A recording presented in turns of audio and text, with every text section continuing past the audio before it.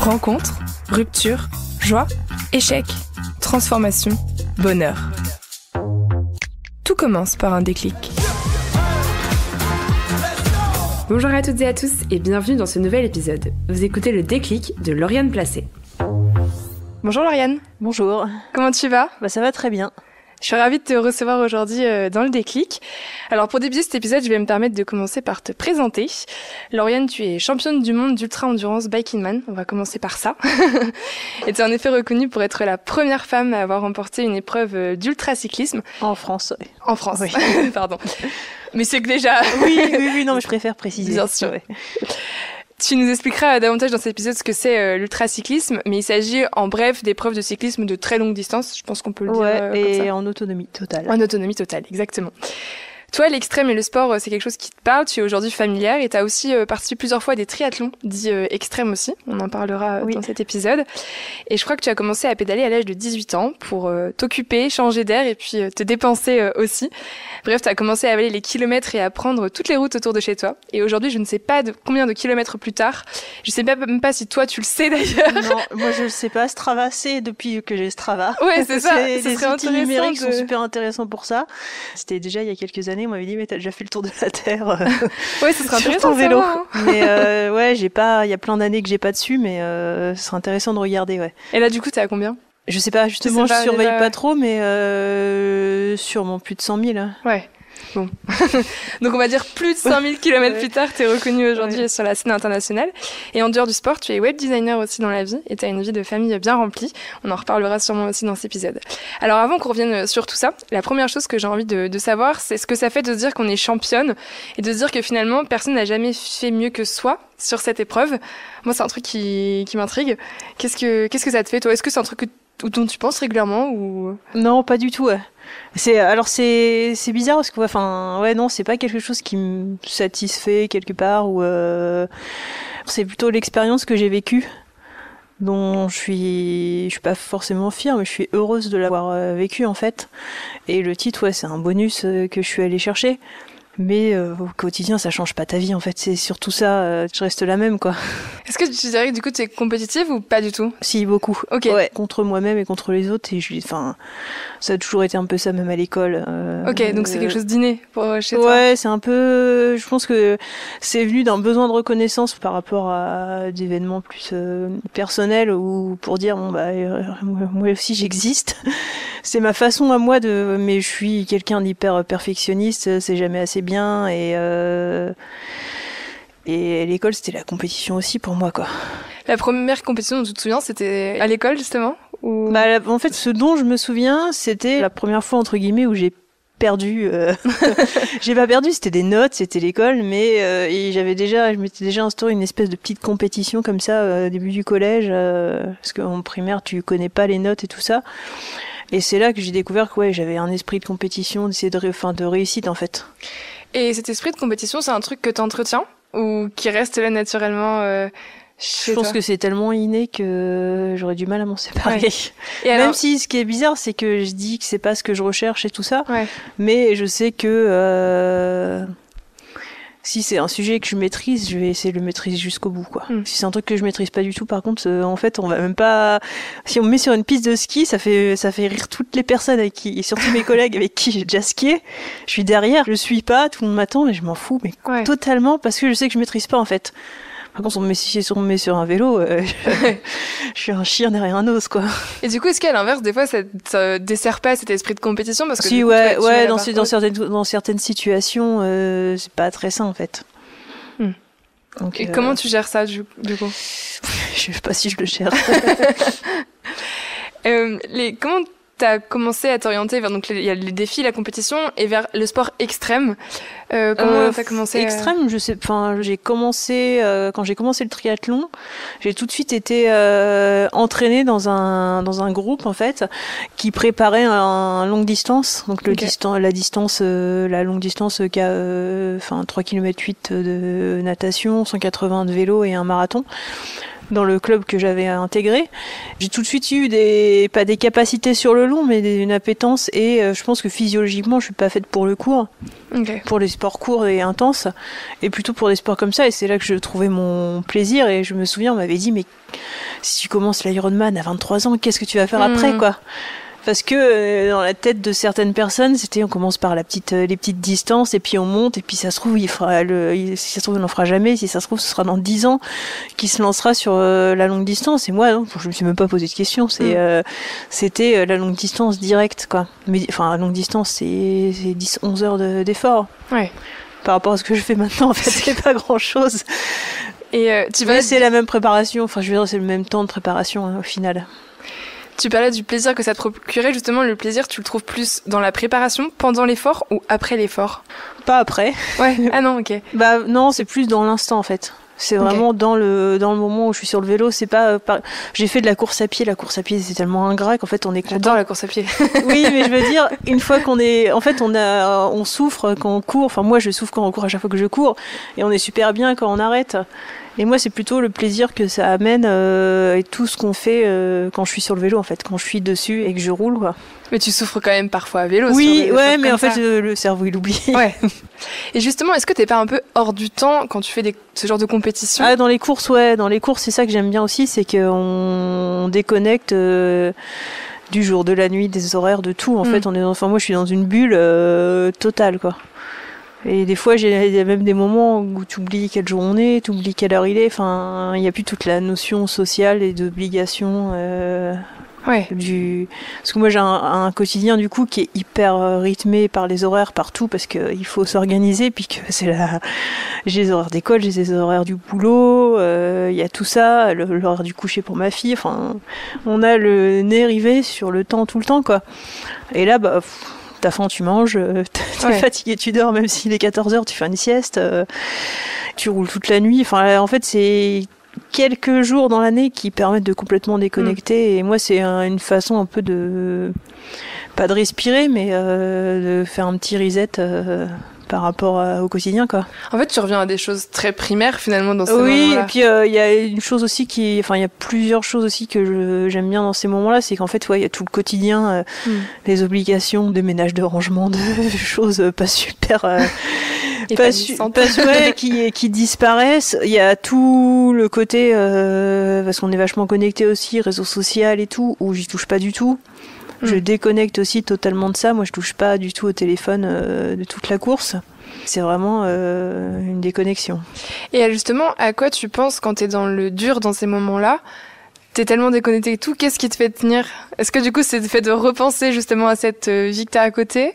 Je sais, ça fait plusieurs fois qu'on me pose la question, j'ai du mal à le définir. Je sais que dans les moments très durs, en fait, je me sors de la douleur et j'essaie de penser à autre chose. Enfin, peut-être de m'ancrer par exemple plus dans le paysage, vraiment, et de profiter de me dire que bon, t'es mal, mais t'es là et tu pourrais être à un autre endroit où t'es pas bien, en fait. Et ça, tout de suite, en fait, ça fait relativiser et tu dis, bah, t'es mal, mais profites-en parce que c'est toi qui as choisi d'être là et tu serais pas là, tu serais ailleurs, t'aurais envie d'être là, en fait. Donc, en fait, en inversant le mode de pensée, bah, finalement, et puis après, tu te rends compte que 2-3 heures après, bah, ça va mieux, quoi.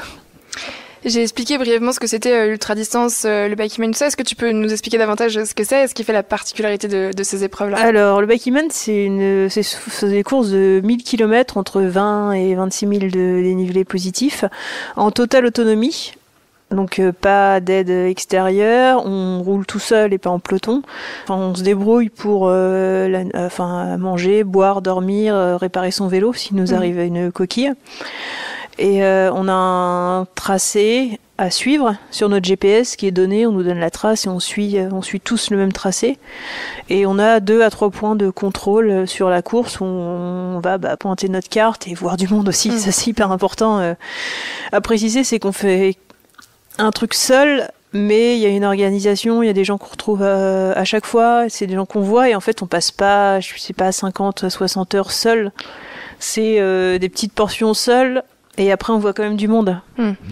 Et je sais pas si j'étais seule sur 60 heures, si j'irais, quoi, en fait, parce que c'est aussi difficile de se retrouver comme ça, sans parler à personne. Parce que souvent, les concurrents autour de moi, ils parlent très peu en plus. Ouais. Il n'y a qu'une exception dans ce que je liste où un concurrent, lui, il déconne et tout ça, mais souvent, ils sont dans leur bulle. Tu leur parles, ils ont les écouteurs, ils les retirent même pas. Enfin, c'est assez spécial, surtout sur l'avant de la course, en fait. Je pense que quand tu passes un peu derrière, l'ambiance est moins compétition, moins peut-être concentrée aussi. Mais ouais, c'est difficile de parler avec tes concurrents pendant la course. Mais du coup, c'est quoi je me dis, qu'est-ce que tu cherches, toi, avec l'ultra-distance? Est-ce que c'est d'aller voir jusqu'où peut aller ton corps et ta tête ou... Il y a une partie de ça, ouais. Après, moi, c'est toute la liberté que ça met. C'est vrai qu'aussi, j'aime bien chercher mes limites. C'est pas volontaire, mais je sais qu'inconsciemment... c'est pas marrant, mais on se rend compte qu'en fait, on est capable de beaucoup plus que ce qu'on pense, quoi. Et même après... toutes ces années de pratique, t'arrives encore à te dire que tu pourras toujours faire mieux ou tu te dis pas qu'un jour tu vas atteindre un palier, tu vois, où tu vas toujours chercher à repousser ses limites? Après, j'essaye de donner le meilleur à l'instant T, en fait. Puis ça fait que 1 an et demi, ça va faire 2 ans que j'en fais. Après, c'est vrai que j'ai fait du triathlon et tout avant, mais après, il y a aussi la notion de plaisir. Si je suis au maximum, je donne mon maximum à ce moment-là, quoi. Je cherche pas forcément à être la meilleure, c'est surtout je me prépare pour que la chose se passe bien le jour J et que du coup ce soit pas une souffrance tout le long, quoi, puis que ça se passe facilement en fait. L'endurance et la résistance, est-ce que tu penses que t'as l'impression qu'on le gère mieux quand on est une femme? On dit souvent que les femmes ont une meilleure tolérance à la douleur, ce genre de choses. Ouais. Est-ce que je sais Après, pas. C'est difficile parce qu'on n'est pas dans le corps d'un homme. Exactement. Et puis, moi, je vois souvent, en fait, autour de moi, on dit ça, et autour de moi, tu dis t'as mal à la tête au boulot, et là, t'as 40 personnes qui te proposent du Doliprane, et c'est des femmes, souvent. Donc, je dis, on a une meilleure résistance à la douleur, je sais pas, peut-être qu'on n'en parle pas pareil, ou...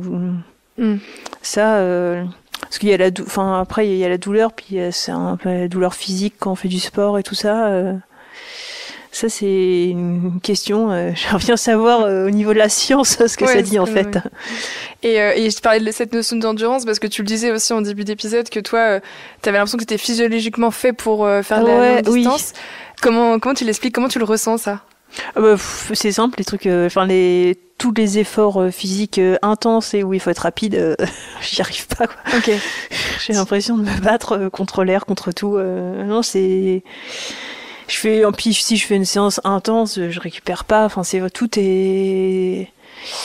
Je me souviens, j'ai fait une année de demi-fond, on faisait des sprints. Ils étaient au milieu de la piste, que moi j'avais fait 5 mètres, quoi. Et j'arrivais pas à courir vite, quoi.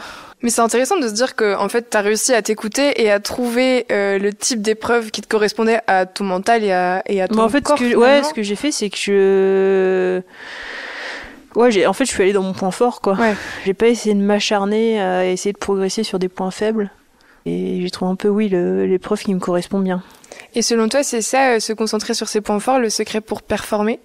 Moi, c'est toujours un peu ce que j'ai pensé, c'est que en ayant fait du triathlon, je me suis longtemps acharnée à essayer j'ai appris à nager à 24 ans quand j'ai commencé la première année où j'ai fait du triathlon, je faisais ça en brasse, la tête hors de l'eau, je précise.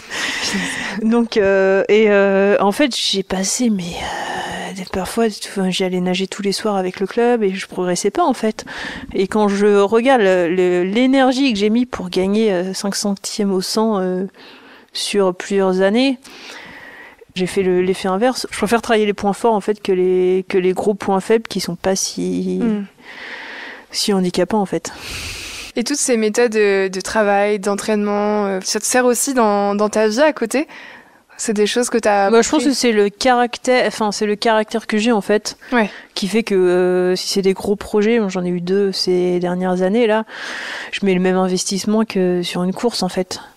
Sur la fin, je suis capable de bosser 24 heures sur 24 pour que ce soit à l'heure. Et j'ai le même investissement et j'abandonne rien. C'est pareil, quoi. C'est le même engagement. La particularité de cette épreuve, c'est aussi qu'elle est mixte. C'est une force pour toi? Tu penses que c'est un gros plus? Ça t'a encouragé, on va dire, vers ce sport-là, ou tu t'es pas orienté? Je me suis pas trop posé la question. Après, c'est vrai que ça aurait été que un truc où il y aurait que des femmes. Je sais pas si j'y serais allée. C'est une force que ce soit pas genré, donc. Mais ça, c'est pour toutes les épreuves de cyclo. Je parle grand public, quoi. Ouais. Parce que je vais pas parler du cyclisme pro. Après, ça permet de se mesurer aux hommes, quoi. Donc, pour moi, c'est sympa. Et surtout que tu dis se mesurer, mais toi, surtout que tu les as battus. Oui, mais c'est qu'en fait, je fais la course avec des humains, en fait. Je fais pas la course avec des hommes et des femmes, ouais. Et est-ce que, avant de gagner face justement aux hommes, tu te disais un peu au fond de toi, c'était pas possible? Oui. Déjà, moi, avant de commencer l'ultra, je me disais que c'était pas possible de faire... je m'en sentais pas capable, en fait. Et c'est le premier que j'ai fait, où j'ai vu que, aussi, c'était possible, quoi. Et qu'est-ce qui a fait, justement, que c'était possible? L'entraînement, C'était vraiment dans la course, en fait. On passe un cap, le 200, le 300 qu'on n'a jamais fait, le 400, puis en fait, après, c'est pareil, quoi. 400, 500, 600, 700, c'est toujours un peu le même engagement physique, en fait. Est-ce que tu as eu un peu l'impression d'essuyer les plâtres en étant la première femme à remporter ce type d'épreuve? Ou tu as l'impression que ça a été un peu dur peut-être à assumer au niveau des réactions autour de toi? Pour moi, ouais. J'ai eu, des fois, j'ai regretté à certains moments de ne pas avoir été un homme. Je me dis, j'aurais été plus tranquille, en fait. J'ai regretté la première victoire que j'ai eue là en juillet 2022. Après, il y a des trucs qui se sont mal passés. Ouais, j'ai regretté d'avoir gagné, presque. Et aujourd'hui, c'est plus le cas? Non, parce que en fait, c'était des cons en face. Ouais. C'est ce qu'il faudrait se dire. Selon toi, quelles sont les barrières que les femmes se mettent parfois avant de se lancer justement et se bloquent pour se lancer dans le genre d'épreuve? Même les barrières que toi, tu as pu te mettre aussi. Je sais pas si... c'est déjà s'en sentir capable. Moi, c'est pas mon ressenti.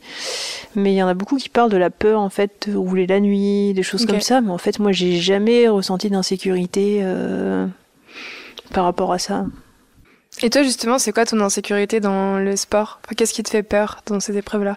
Moi, ce serait plus de me faire renverser par une voiture par des choses que je peux pas maîtriser, en fait. Je me suis déjà fait renverser par une voiture qui roulait en sens inverse, donc j'ai pas pu l'éviter. Et ça, c'est vrai, c'est des choses auxquelles j'essaie de pas penser pendant la course, mais qui me font peur, parce que ça veut dire que ça arrête tout. Et t'en es pas responsable, quoi. Tu grilles un feu, tu te fais renverser. Bon, c'est toi tu sais que t'as joué avec le feu, mais ces petits points auxquels il faut pas penser pendant la course. Qu'est-ce que t'aurais envie, toi, que les gens retiennent de tes performances et de toi, en fait?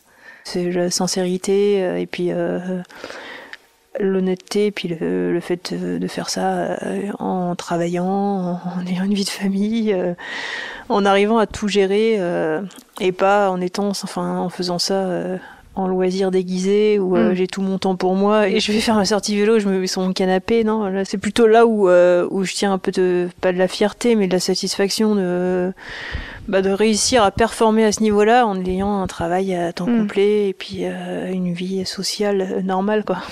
C'est pas pesant parfois justement d'avoir cette vie tout le temps à 100 à l'heure, hyper timée? Ouais, si. C'est pour ça que heureusement que les courses sont là parfois pour souffler, en fait. Ouais. Mais après, moi, une fois que je suis sur le vélo, c'est vraiment un moment où je souffle aussi et où je déconnecte.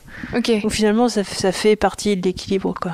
Parce que j'ai tendance à me dire, tu vois, moi je fais beaucoup de courses à pied et je trouve que justement, quand tu fais du sport comme ça, tu réfléchis beaucoup et des fois, c'est difficile de déconnecter. Ouais, c'est vrai. C'est assez bizarre. Parce que moi, je sais que si je vais rouler le midi, je pense au boulot, mais inconsciemment, il y a plein de trucs qui se débloquent. Ok.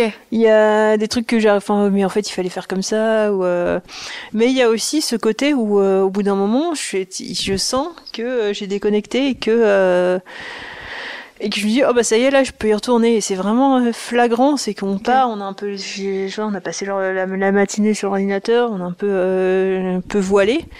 Puis au bout d'un moment, ça s'ouvre, tout s'ouvre, et au bout d'une heure, 1h20, c'est reset et on est prêt à repartir totalement frais, quoi. Il y a un côté méditatif en fait dans les sports comme ça. Ouais, je sais pas, mais je sens vraiment à chaque fois une espèce de, pas de déclic, mais se dire ça y est, ça va mieux. Tu parlais de déclic, justement, c'est le nom de ce podcast. Ça a été quoi pour toi ton plus gros déclic, que ce soit sportif ou pas, mais j'imagine qu'il a forcément un petit lien avec le sport. Oui, oui, le sport m'a aidé à prendre confiance en moi, à sortir de schémas qui étaient pas forcément super et tout ça. Ouais, c'est quelque chose qui est constructeur en fait pour moi. Et je sais pas comment l'exprimer, mais ouais, c'est un peu une renaissance grâce au sport, quoi. Ouais, c'est fort de dire ça. Qu'est-ce qu'on peut te souhaiter? T'es déjà championne aujourd'hui, mais qu'est-ce qu'on peut te souhaiter? Faut continuer à prendre du plaisir. Ouais. Dans ce que je fais, c'est quand même le plus important parce que des fois on voit des gens qui s'acharnent pour avoir des résultats, mais au final le résultat, moi j'en tire pas de plaisir et c'est ça que je me dis, vaut mieux avoir du plaisir sur le moment que plaisir d'un résultat qui te change pas ton quotidien, quoi. Ouais. Ça t'apporte, c'est dans les faits, quoi. Donc c'est intéressant, ça veut dire que même à haut niveau, le sport doit rester, pour toi, rester du plaisir. Oui, oui, parce que moi c'est du sport amateur, ça reste un loisir, donc il faudrait pas que ça devienne une contrainte. C'est jamais une contrainte justement pour toi d'aller t'entraîner, tout ça? Non, moi ce que je dis, la contrainte c'est de pas pouvoir sortir en fait. C'est quand je peux pas sortir, c'est plus la contrainte, elle est plus là, ouais.